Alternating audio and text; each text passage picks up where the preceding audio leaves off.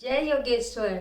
मैं रीना कुमारी सिंह गुरु पूर्णिमा पर बोलने जा रही हूँ।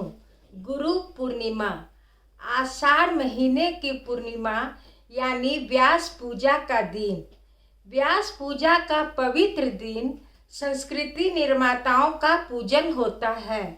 संस्कृति विचार जिस पीठ पर से प्रवाहित होते हैं उस पीठ को आज भी व्यासपीठ कहते हैं। उस व्यासपीठ पर आसीन होकर जो व्यक्ति निस्वार्थ भाव से अपनी उपासना को भक्ति समझकर स्वकर्तव्य के रूप में संस्कृति के प्रचार का जीवन व्रत लेता है, उसका इस दिन पूजा करके कृत्य होना चाहिए। महर्षि व्यास को हिंदू धर्म का पिता माना जा सकता है। व्यक्ति का मोक्ष और समाज का उद्धार, इन दोनों आदर्शों का उनके अभेद बुद्धि से देखने वाला अनुश्रय और निश्रय का समन्वय साधने वाला अध्यात्म परायण व्यास से बढ़कर कोई समाज शास्त्री नहीं हुआ है। उनका नैतिक और लौकिक, वैदिक और लौकिक ज्ञान इतना अमर्यादित था कि सर्वज्ञ लोगों ने कृतज्ञता पूर्वक कहा कि व्यासो उच्छिष्टम जगत सर्वम, और व्यासवाणी महाभारत को सारम विश्वस्य कहा है। महर्षि व्यास जीवन के सच्चे भाष्यकार थे। इसका कारण यह है कि उन्होंने जीवन को उसके समग्र स्वरूप से जाना। जीवन न तो प्रकाश है और न केवल अंधकार है। जीवन तो है प्रकाश और छाया का आँख मिचौली, ज्वार भाटा का खेल और दुख सुख का समन्वय।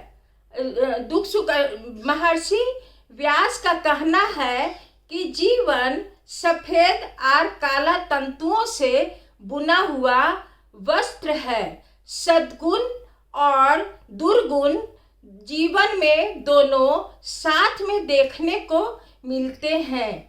महर्षि व्यास समाज के सच्चे गुरु थे, इसलिए परंपरानुगत व्यास पूजा गुरु पूजा कहलाने लगी और व्यास पूर्णिमा गुरु पूर्णिमा के रूप में मनाया जाने लगा। गुरु के उपकार से भरा हुआ हृदय का किसी कृतज्ञ मानव ने कहा है, गुरु ब्रह्मा गुरु विष्णु गुरु देवो महेश्वर गुरु साक्षात परम ब्रह्मा तस्मै श्री गुरुवे नमः। गुरु के अनेक प्रकार हैं। एक मार्गदर्शक गुरु, प्रेक्षक गुरु, दोष विसर्जक गुरु, चंदन गुरु, विचार गुरु, अनुग्रह गुरु, वात्सल्य गुरु, कूर्म गुरु, चंद्र गुरु, दर्पण गुरु और क्रोच गुरु इत्यादि।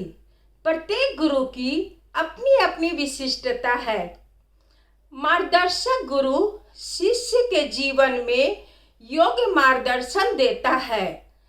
गुरु शिष्य जीवन में एक दूसरे के संपूर्ण रूप से मिले हुए हो, तभी योग्य सच्चा मार्गदर्शन मिलना संभव होता है। स्वयं अपनी प्रतिकूलता की प्रतिकूल बात को भी मानने की जिसकी आदत हो, उसे ही मार्गदर्शक गुरु मिलना संभव होता है।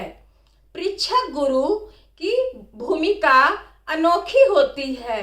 सामान्यतः शिष्य के पूछने पर गुरु जवाब देता है, लेकिन यहाँ पर गुरु शिष्य से आत्मिक घनिष्ठ संबंध होने के कारण परीक्षक गुरु खुद ही प्रश्न पूछकर योग्य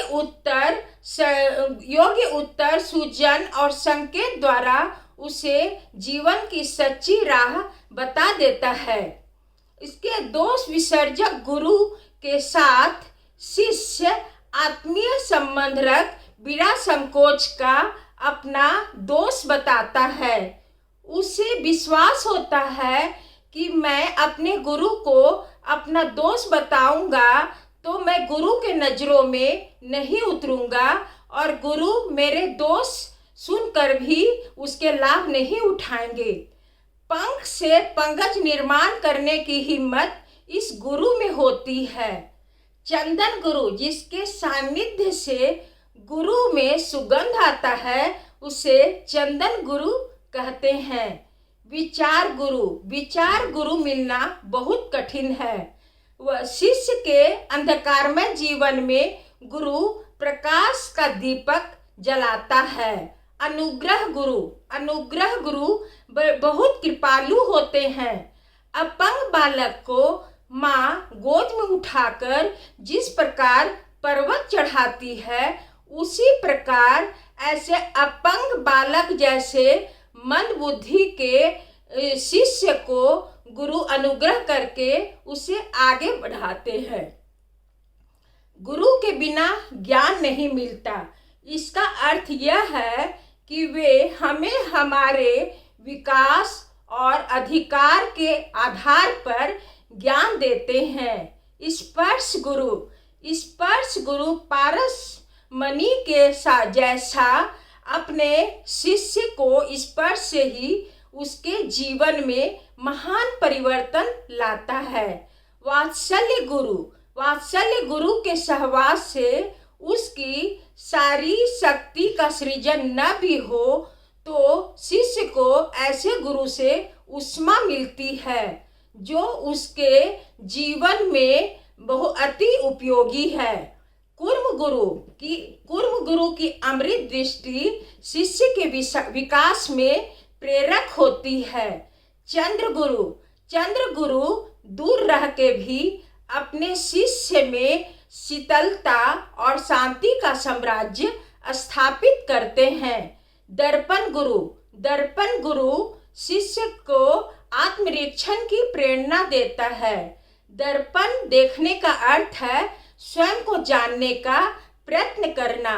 क्रोच गुरु के स्मरण मात्र से वह अपने स्मरण मात्र से शिष्य का कल्याण कर सकता है। भारत में गुरु की परंपरा है। मैं किसी का हूँ, यह मधुर भाव इसमें है। इस बात में कृतज्ञता है। जनक के गुरु याज्ञवल्क्य के थे, जबकि शुक्राचार्य के गुरु जनक थे। सांदीपनी के शिष्य कहलाने में कृष्ण और सुदामा ने गौरव का अनुभव किया। विश्वामित्र की सेवा करते राम और लक्ष्मण थकते नहीं थे। वेद उपमन्यु और आरुणि को धौम्य ऋषि गुरु के रूप में मिले। द्रोणाचार्य को गुरु के लिए अर्जुन के अंतःकरण में बहुत ही सम्मान था। परशुराम से ज्ञान प्राप्त करने में कर्ण ने बहुत कष्ट उठाया। कच्छ ने शुक्राचार्य से संजीवनी विद्या प्राप्त की और शंकराचार्य के गुरु गौंड्यादाचार्य थे। इस प्रकार ज्ञान के सूर्य और प्रेम का महासागर, शांति का हिमालय गुरु का आज पूजन करने का दिन है। गुरु की पूजा यानी सत्य का पूजन, गुरु की पूजा यानी अनुभवों का पूजन। लेकिन यदि इस काल में ऐसे सद्गुरु न मिले तो हम कृष्णम बंदे जगत गुरु कहकर भगवान कृष्ण को गुरु मानकर, वो तो जगत गुरु है ही, उनको गुरु के मानकर उनके द्वारा बताए गए जीवन राह में चलने का के प्रेरणा पाना ही श्रेयकर है। धन्यवाद। यदि यह गुरु पूर्णिमा अच्छी लगी हो तो लाइक और सब्सक्राइब अवश्य कीजिए।